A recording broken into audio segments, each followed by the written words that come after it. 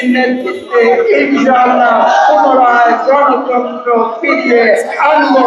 50 বছর আগে বাকশালের শৃঙ্খল থেকে যেভাবে সিপাহী জনতা বাংলাদেশের মানুষকে মুক্ত করেছিল, আপনারা জানেন যে একইভাবে বিগত 2024 সালের 5ই আগস্ট এদেশের ছাত্র শ্রমিক জনতা বাংলাদেশকে আবার নতুন করে তারা বাকশাল 2-এর শৃঙ্খল থেকে মুক্ত করেছে।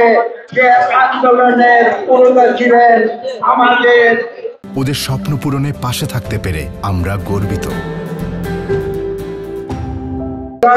তারেক রহমান বিএনপির ভারপ্রাপ্ত সভাপতি, তার নির্দেশে দীর্ঘ 1 দশক ধরে বিএনপি কোটি কোটি কর্মী এবং নেতা এদেশে রাজপথে এসেছে, স্বৈরাচারের মোকাবেলা করেছে,